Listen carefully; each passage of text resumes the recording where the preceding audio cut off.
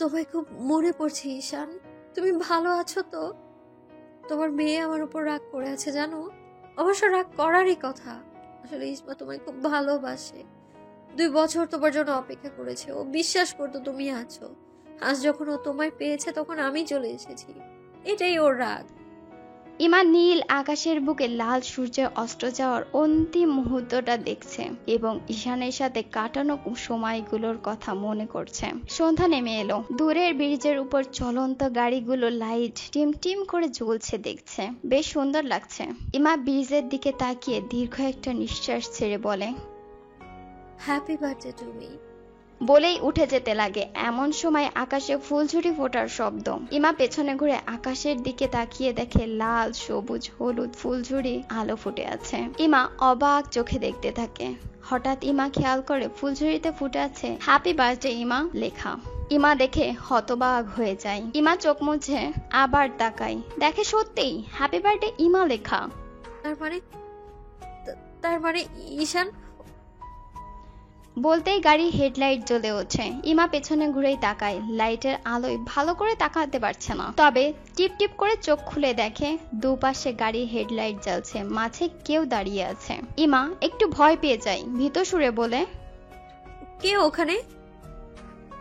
বলতেই গাড়ির হেডলাইট গুলো বন্ধ হয়ে যায়। চারিপাশে অন্ধকারে ঢেকে যায়। ইমার ভয় লাগতে লাগে। ইমা বুঝতে পারছে না কি করবে। এমন সময় গিটারের শব্দ বেজে ওঠে। ইমা একটু অবাক হয়। হঠাৎ একটা গাড়ির হেডলাইট জ্বলে ওঠে আর গান গাইতে শুরু করে।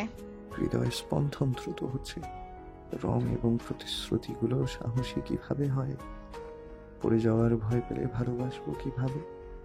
কিন্তু তোমায় একা দাঁড়িয়ে থাকতে দেখলে আমার সব সন্দেহ হঠাৎ একরকম চলে যায়।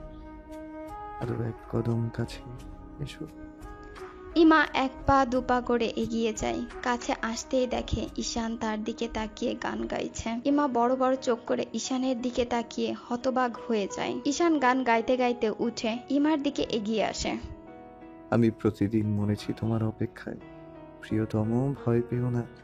আমি তোমাকে 1000 বছর ধরে ভালোবাসি, আর 1000 বছর ধরে ভালোবাসবো তোমাকে। ঈশান গান গাইতে গাইতে ইমার সামনে এসে দাঁড়ায় এবং আলতোভাবে হাত রাখে ইমার গালে। ইমা আর নিজেকে আটকে রাখতে পারে না। ঈশানকে জাপটে ধরে কান্না করতে লাগে। I love you Ima, I love you so much. সত্যি তুমি এসেছো ঈশান? আমি এসেছি ইমা। ইমা ঈশানের কথায় আরো শক্ত করে ঈশানকে জড়িয়ে ধরে কাঁদতে লাগে। আমাকে আর ছেড়ে যাবে না তো তুমি? কখনো না, যাবো না। আমার দিকে তাকাও। ইমা ঈশানকে ছেড়ে দিয়ে কান্না ভরা চোখে ঈশানের দিকে তাকায়। কেন আমাকে ছেড়ে চলে এসেছো বলো তো? আই এম সরি, সব কিছুর জন্য সরি। আমি তোমায় কখনো বুঝিনি ঈশান। আমায় তুমি ক্ষমা করে দাও প্লিজ। সব কিছুর জন্য আমায় ক্ষমা করে দাও। ঈশান মুস্কি হেসে দুহাত দিয়ে আলতো করে ইমার গাল ধরে বলে, তুমি হলে এই ঈশানের রানী। তোমার মুখে ক্ষমার কথা মানায় না, আর এই চোখে জলটাও মানায় না। ভুল আমারই ছিল ইমা, আর এর জন্য তোমার রাগটাও জায়েজ ছিল। ইমা কাপা কাপা হাতে ঈশানের চোখ মুখ স্পর্শ করে আবারও কাঁদতে থাকে। তোমাকে ছাড়া বাঁচবো না আমি ঈশান। তোমাকে ছাড়া আর চলতে পারবো না আমি। আমায় ছেড়ে আর যেও না প্লিজ। তোমাকে ছেড়ে আর কোথাও যাবো না, সত্যি বলছি। তুমি আর কেঁদো না তো। বলেই ঈশান ইমাকে বুকে জড়িয়ে ধরে। এখন চলো, তোমার জন্য সারপ্রাইজ আছে। কি সারপ্রাইজ? আগে চলো, নিজের চোখেই দেখো।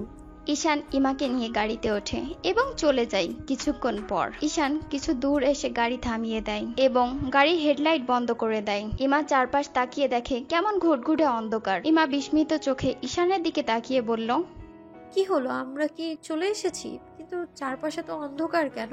ঈশান ইমার হাতের উপর আলতো করে হাত রাখে এবং মায়া ভরা চোখে ইমার দিকে তাকায়। ইমা নরম সুরে আস্তে করে বলে, কি হয়েছে? এভাবে কি দেখছো? জীবনের প্রতিটা মুহূর্ত তুমি আমার জন্য একটা স্পেশাল মানুষ ছিলে, আর আজও আছো। আমার যখন স্মৃতি ছিল না তখনও তোমাকে ভালোবেসে ফেলেছিলাম। তুমি কি জানো? ইমা মাথা নিচু করে ধীর সুরে বলল, জানি। ঈশান অবাক চোখে ইমার দিকে তাকিয়ে বলে, সত্যি জানতে? তুমি তো জানো আমি তোমার চোখ পড়তে পারি। আমি তোমার চোখ দেখেই বুঝতে পেরেছিলাম তুমি আমায় ভালোবেসে ফেলেছো। যখন বুঝেছো আমি তোমাকে ভালোবেসে ফেলেছি, তাহলে কেন দেশে ফিরে এসেছো? কারণ আমি আমার ঈশানকে চেয়েছি, যার আমাদের ফেলে আসা খুব সুন্দর স্মৃতিগুলো মনে আছে, কিন্তু তোমার মনে ছিল না। তুমি আমার কাছে অপরিচিত এক ঈশান ছিলে। ঈশান, আমি সব সময় চেয়েছি আমাদের সব স্মৃতিগুলো গুছিয়ে রাখতে, যেন শেষ বয়সে যখন মৃত্যুর দিন গুনবো তখন দুজনে বসে নিজেদের জীবনের কাটানো ভালো সময়গুলো মনে করে হাসবে। এই জন্য ঈশান ইমার কথায় অবাক হয়ে ইমাকে জড়িয়ে ধরে। I love you Ima. I love you too. Ishan ইমাকে ছেড়ে দিয়ে বলে, চলো আমার সাথে। বলে ঈশান গাড়ি থেকে নেমেই ইমার দিকে গাড়ির দরজা খোলে এবং ইমার দিকে হাত বাড়িয়ে দেয়। কোথায় যাব? কি অন্ধকারী জায়গাটা। আমি আছি তো, এসো। ইমা ঈশানের হাত ধরে গাড়ি থেকে নামে। ঈশান ইমাকে নিয়ে হাঁটতে শুরু করে। এমন সময় ধাপে ধাপে করে ডেকোরেশন টুনি লাইট গুলো জ্বলে ওঠে, যা রাস্তার দুপাশের গাছগুলো সাজানো। ইমা অবাক হয়ে যায়। ইমা ঈশানের দিকে অবাক চোখে তাকায়। ঈশান মুচকি হেসে হাত উঁচু করে জোরে একটা চুটকি বাজায়, সাথে সাথে আরো লাইট জ্বলে ওঠে। সামনে তাকিয়ে দেখে বিশাল বড় ফুলের বাগান, তার মাঝখানে 4 সাদা পিলার বিশিষ্ট ছাউনি, পুরোই সাদা রঙের ফুল এবং হালকা গোলাপি রঙের পর্দা দিয়ে ডেকোরেশন করা। ছাউনির মাঝখানে সাদা কাপড় দিয়ে মোড়ানো একটা টেবিল, টেবিলের উপরে ফুল দিয়ে সাজানো। ঈশান ইমার হাত শক্ত করে ধরে বলে, এসো। ইমা অবাক হয়ে সবকিছু দেখতে থাকে এবং ঈশানের সাথে যায়। ছাউনির কাছাকাছি এসে ঈশান ইমার হাত ছেড়ে দিলে ইমা ঈশানের দিকে তাকায়। যাও ইমা। ইমা মুচকি হেসে ছাউনির ভেতরে যেতেই সবাই একসাথে বলে ওঠে, হ্যাপি বার্থডে টু ইউ। ইমা চমকে ওঠে এবং পিছনে তাকিয়েই দেখে ইসমা, জনি, রুকসানা আকাশ কেক নিয়ে একসাথে দাঁড়িয়ে এবং হ্যাপি বার্থডে টু ইউ বলছে। ইমা এত বেশি সারপ্রাইজ হয় যে খুশিতে কেঁদে ফেলে। ইসমা তার মায়ের খুশিতে কাঁদতে দেখে দ্রুত এসে ইমাকে জড়িয়ে ধরে। হ্যাপি বার্থডে আম্মু। ইমা ইসমার কপালে চুমু দিয়ে বলল, থ্যাংক ইউ মামুনি। কি ভেবেছিলে আমি তোমার জন্মদিন ভুলে গিয়েছি? ইমা ঠোঁট ফুলিয়ে হেসে বলল, ইসমা জোরে হেসে বলল, তোমার জন্মদিন ভুলতে পারি? বাবা তো আমাকে মানা করেছে তোমাকে বার্থডে উইশ করতে। আসলে আমরা তোমার জন্য প্ল্যান করছিলাম। ইমা বিস্মিত হয়ে বলল, তার মানে কি? আমি সত্যি কিছু বুঝতে পারছি না। আমি বলছি ম্যাডাম, আগে আমার পক্ষ থেকে জন্মদিনের গিফটটা রাখুন। ইমার দিকে ফুল আর ইমার ডায়েরি এগিয়ে দিয়ে বলল। ইমা তার ডায়েরি দেখে অবাক হলো। জানি কি ভাবছেন। জি ম্যাডাম, এই ডায়েরির কারণে স্যার এবং আমরা সবাই এখানে। ইমা আকাশের হাত থেকে ডায়েরি নিয়ে বিস্মিত সুরে বলল, কিছু বুঝলাম না। এই ডায়েরিটা তুমি পাচ্ছিলে না, তাই তো?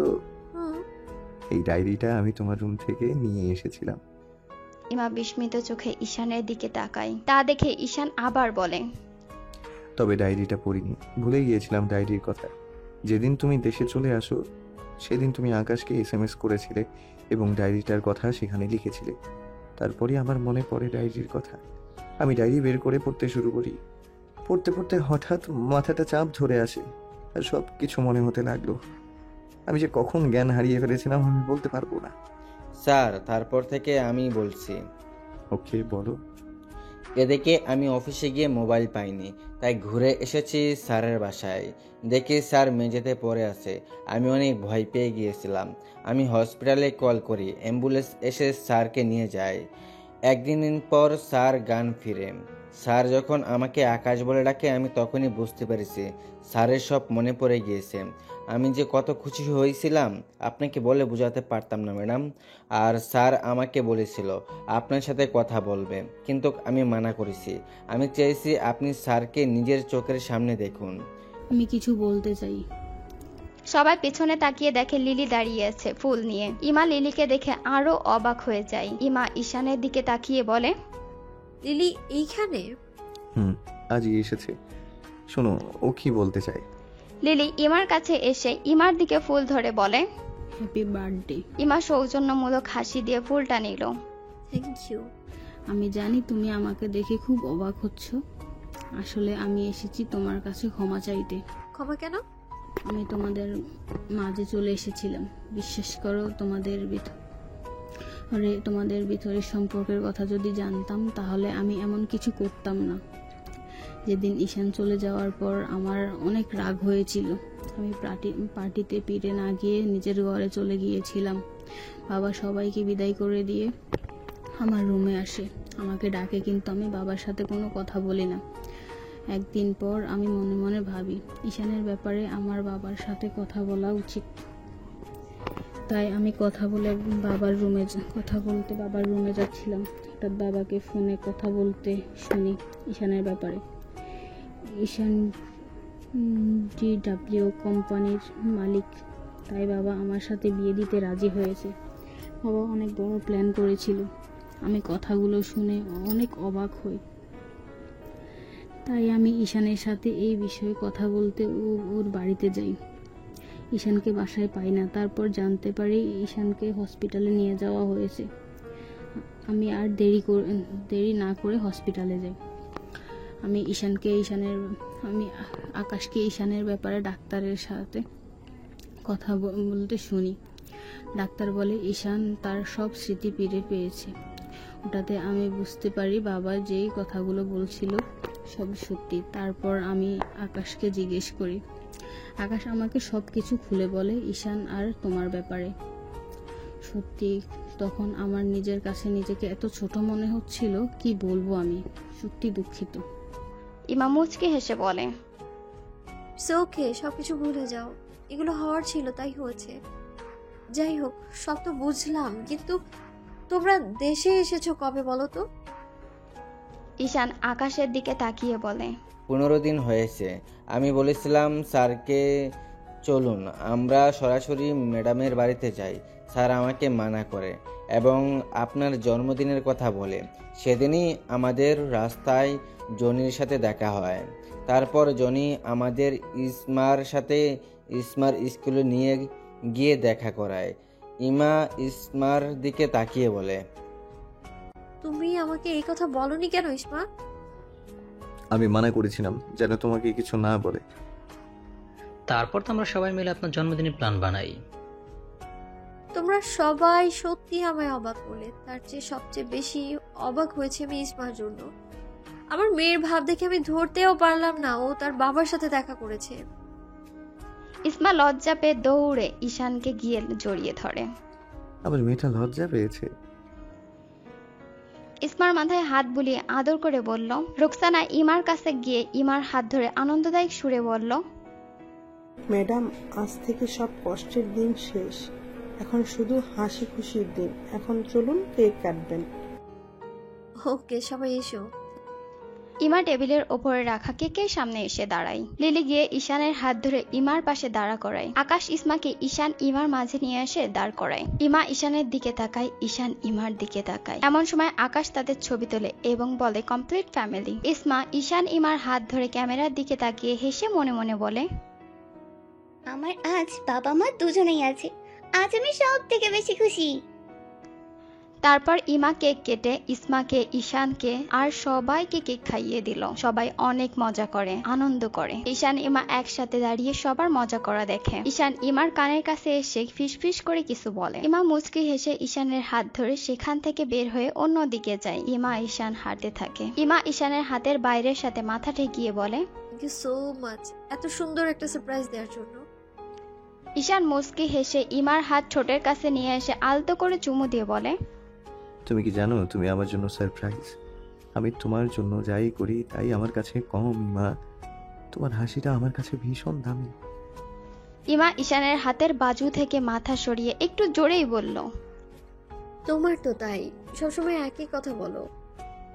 বলে ঈশানের হাত থেকে নিজের হাত ছাড়িয়ে আগে আগে চলে যেতে লাগে। ঈশান হেসে দ্রুত ইমার হাত ধরে নিজের দিকে টান দেয়। ইমা ঈশানের শরীরের সাথে ধাক্কা লাগে। ঈশান ইমার চোখের দিকে মায়াবী চোখে তাকায়। ইমাও ঈশানের চোখের দিকে তাকিয়ে থাকে। ঈশান আস্তে আস্তে ইমার কানের কাছে এসে ঘন নিঃশ্বাস ছাড়ে।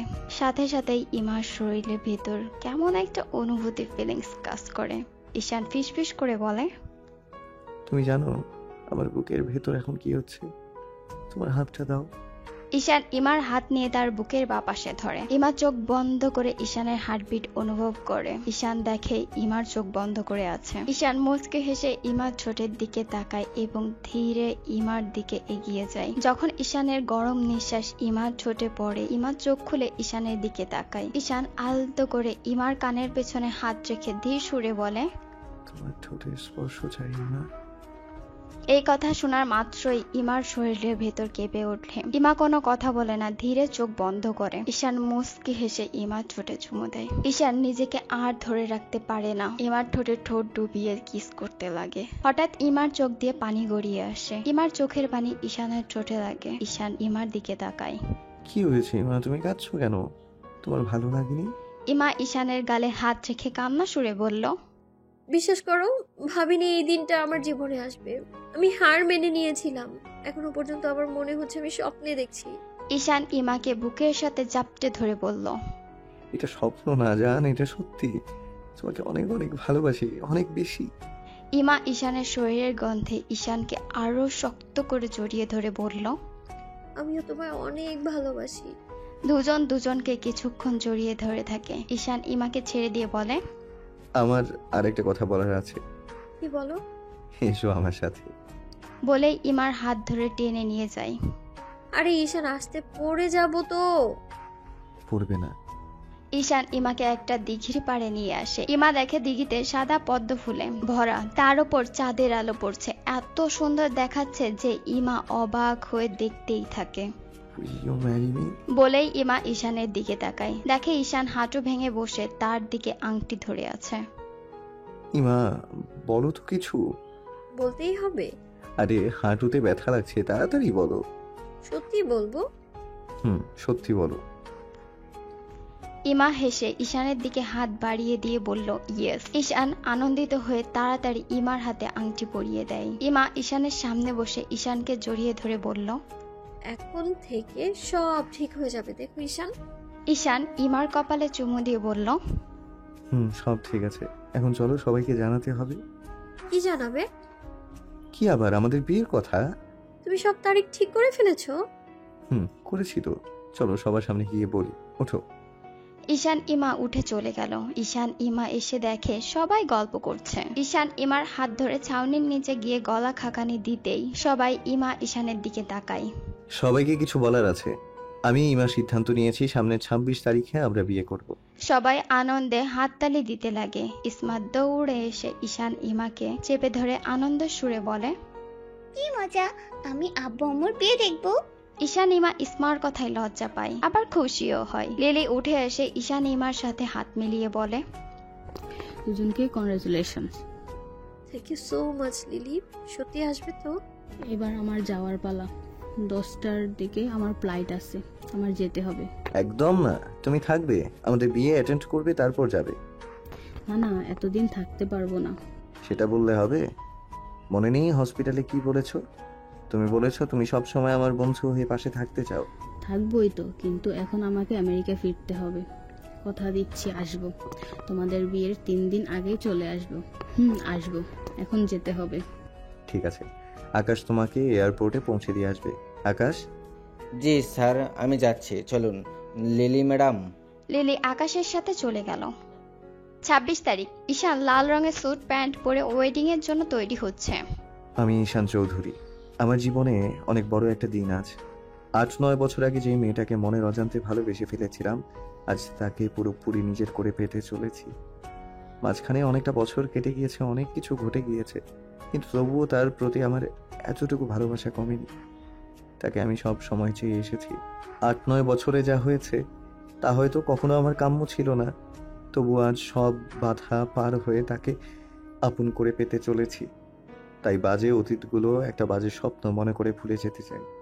ইমা ঈশানের জীবনে অনেক বড় দিন আজ। ইমা না যতটা এক্সাইটেড তার চেয়ে বেশি এক্সাইটেড ঈশান, কারণ ঈশানের কাছে এটা শুধু বিয়ে নয়, একটা নতুন জীবন পাওয়া, যাকে 8 থেকে 9 বছর হারানোর বিপত্তির মাঝেও ভালোবেসে গেছে। তাকে সে তার জীবন সঙ্গী হিসেবে পাচ্ছে। এটা তার কাছে স্বপ্নের থেকেও কম কিছু না। চলুন এবার গল্পে ফেরা যাক। আকাশ ঈশানের রুমে দরজায় টোকা দিয়ে বলে, আসবো স্যার? এসো।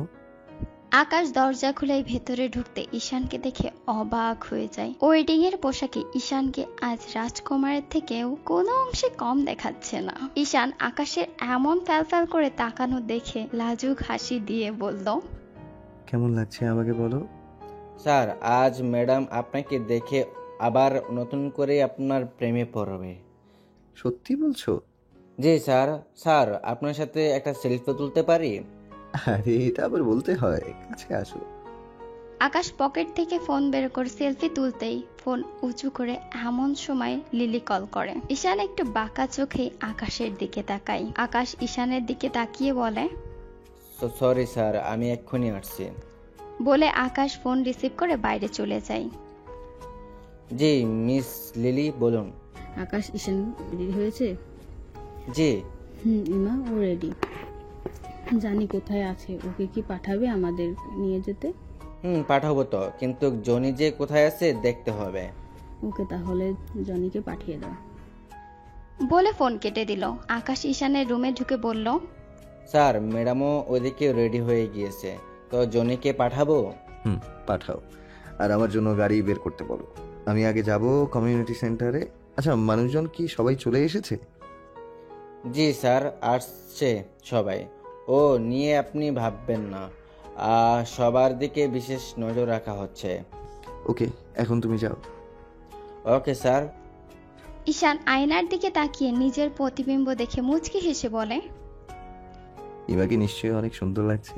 আচ্ছা, ইমাকে ভিডিও কল করে একটু দেখে নিব। আরে এত ভাবার কি আছে? বলেই তাড়াতাড়ি ড্রেসিং টেবিলের ওপর থেকে ফোন নিয়ে ইমাকে ভিডিও কল করে। এদিকে লিলি, রোকসানা, ইমা, ইসমা সবাই মিলে সেলফি তুলছে। এমন সময় ঈশানের ভিডিও কল আসলেই ইমা সবার দিকে তাকিয়ে বলে, সবাই চুপ করো, ঈশান ভিডিও কল করেছে। লিলি শুনেই ইমার হাত থেকে ফোন নিয়ে বলল, না না, কল ধরা যাবে না। ঈশান এখন তোমাকে দেখার জন্য ব্যস্ত হয়ে পড়েছে, একটু কষ্ট পেতে দাও। বলেই লিলি ঈশানের কল কেটে দিল। এদিকে ঈশান কল কাটা দেখে একটু অবাক হলো। ব্যাপারটা কি হলো? বলতেই আকাশ এসে বলল, স্যার, গাড়ি রেডি, চলুন। চলো। ঈশান এক ঝলক নিজেকে আয়নায় দেখে চলে গেল।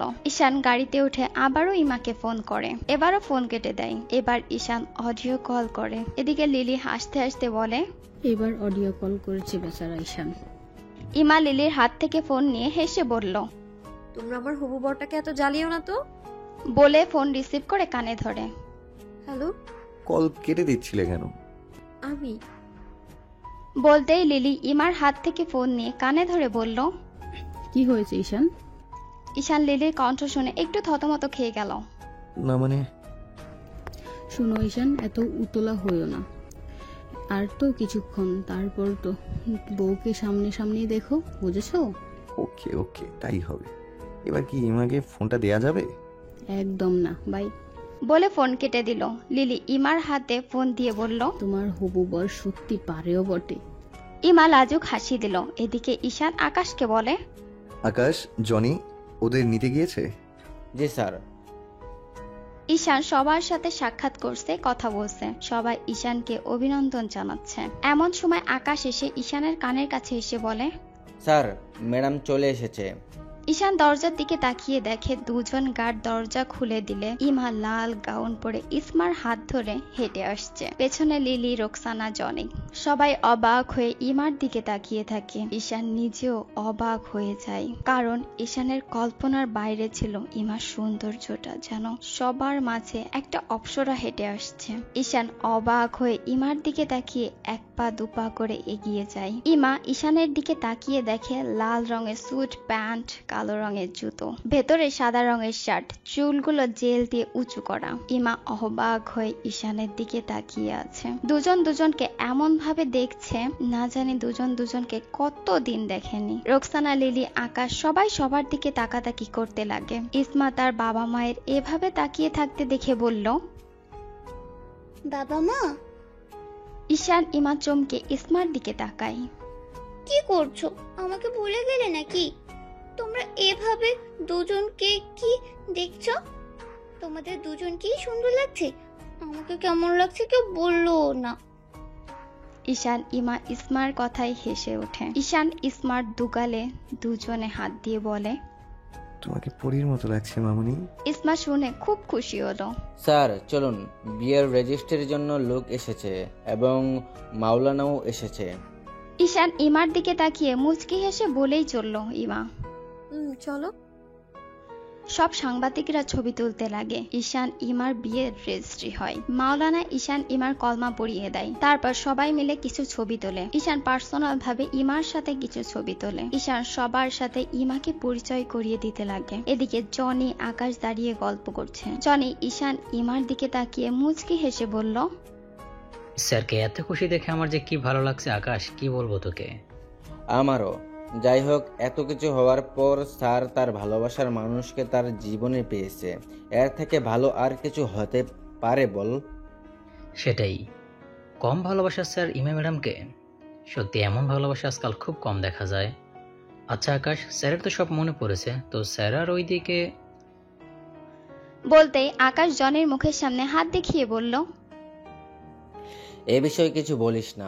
আমি পার্সোনালি ভাবে চাই না স্যার অন্ধকার পথে আর যাক। বাদ দে, স্যার যাবে না।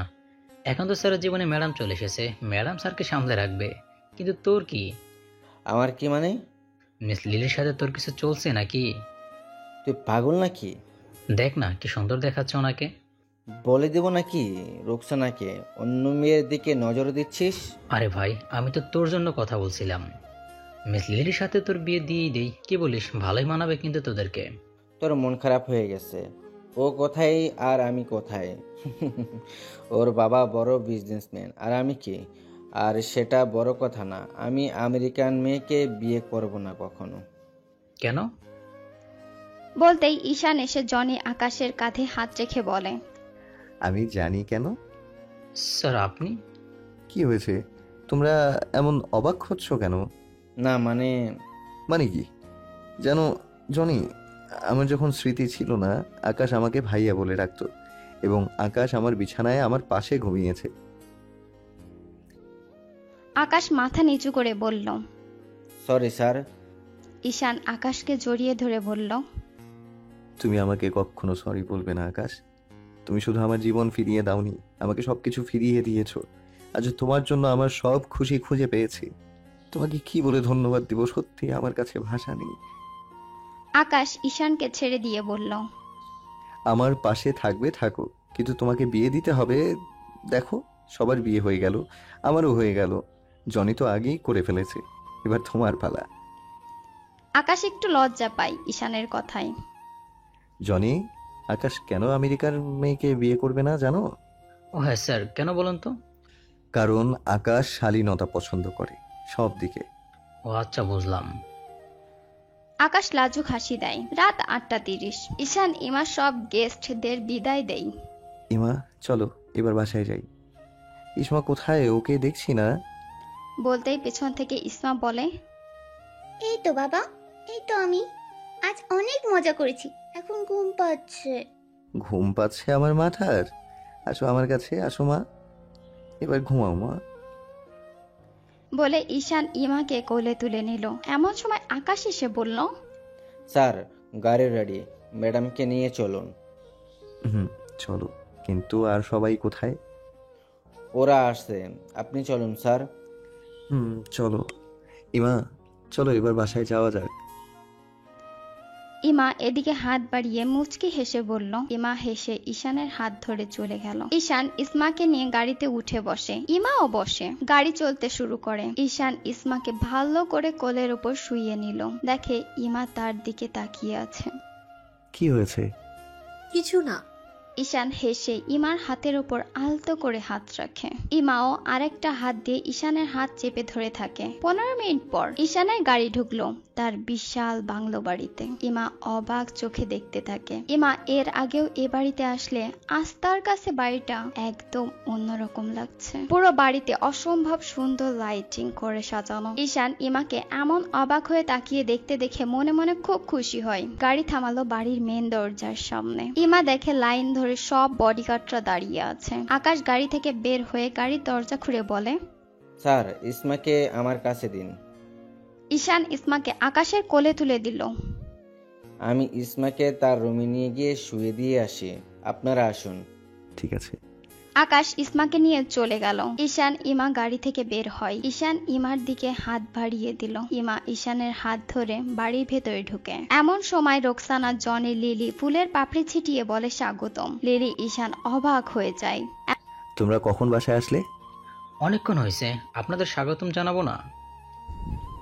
তোমার দুজনকে সত্যি অনেক সুন্দর লাগছে। Thank you. এমন সময় আকাশ আসে। তোমরা এখানে স্যার ম্যাডামকে আটকে রেখেছো কেন? চলো সবাই। সমস্যা নেই, আমার তো কেউ নেই তোমরা ছাড়া। আজ যদি আমার আত্মীয় স্বজন থাকতো তারা তো এমনি করতো। ঠিকই তো আমাদের পরিবার হয়ে গেছো তোমরা। সত্যি আমরা এমন হয়ে এত সম্মান পাবো সত্যি কখনো ভাবিনি। তোমরা কি বলো রে, আমি বুঝি না। সবাই হেসে উঠল লিলির কথায়। কিছু বলে না, সবাই এখন বাসায় যাবে, আপনিও চলুন। অবশ্যই, আর সময় নষ্ট করতে চাই না।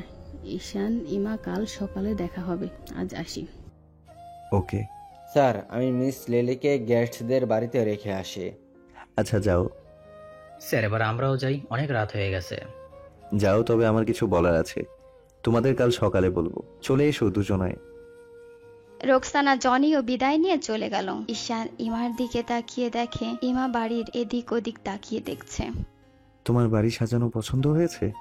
ইমা ঈশানের দিকে তাকিয়ে হেসে বলল, অনেক সুন্দর। এর আগে যখন এসেছিলাম তখন এইরকম লেগেছে, আর আজকে আরেক রকম লাগছে। সত্যি খুব সুন্দর লাগছে। এসো আমার সাথে। ঈশান ইমাকে নিয়ে বাইরের গার্ডেনে গেল। ইমা গার্ডেনের চারপাশে দেখে আনন্দিত সুরে বলল, তোমার বাসায় বাগান আছে, এটা তো জানতাম না। এই বাগানটা আমার সব থেকে পছন্দের জায়গা। আমি বাসায় থাকলে এই বাগানেই বেশি সময় কাটাই। সত্যি বাগানটা অনেক সুন্দর। এসো, বসো এখানে। ঈশান ইমাকে নিয়ে বসলো বাগানে। তুমি দেখেছো আজকের চাঁদটা? ইমা আকাশের দিকে তাকিয়ে বলল, এত সুন্দর চাঁদ, তবে লাইটের আলোতে চাঁদের আলোটা বোঝাই যাচ্ছে না। ওকে, একটু দাঁড়াও।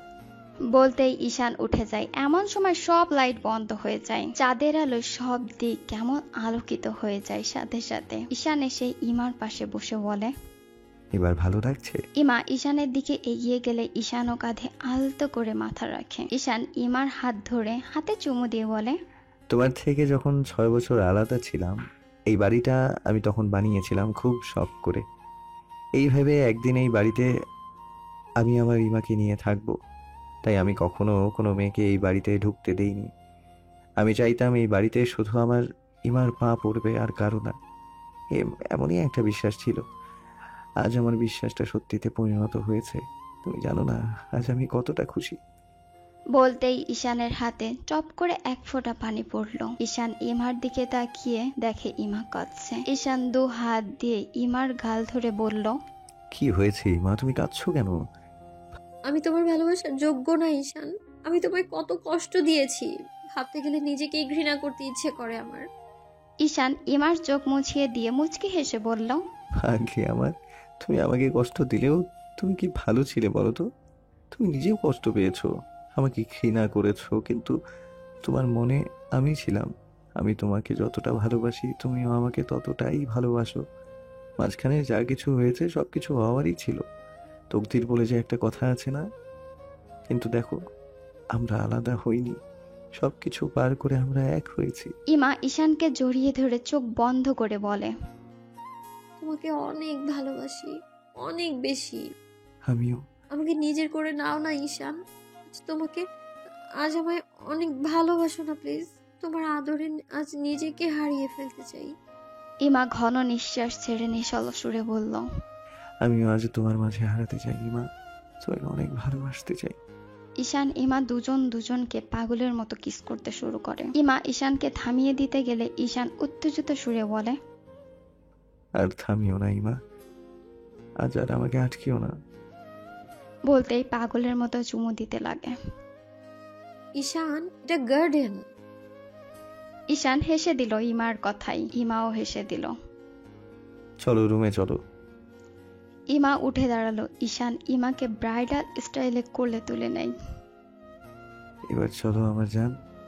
ঈশান ইমাকে নিয়ে গার্ডেন থেকে বাড়ির ভেতরে গেল এবং সিঁড়ি বেয়ে তাদের রুমে গিয়ে ইমাকে বিছানায় শুইয়ে দেয়। দুজন দুজনের দিকে নেশা ভরা চোখে তাকিয়ে থাকে কিছুক্ষণ। ইমা উঠে বসে এবং ঈশানের হাত ধরে নিজের পাশে বসায়। এভাবে নেশা ভরা চোখে কেন তাকিয়ে আছো? তোমাকে শুধু দেখতে ইচ্ছে করছে। শুধু দেখতে ইচ্ছে করছে, আর কিছু না। ঈশান নিজের ঠোঁট কামড়ে ধরে হেসে বলল। ইমা মুচকি হেসে বলে, দুষ্টু ছেলে, অপেক্ষা করছো কেন? আদর করো আমায়।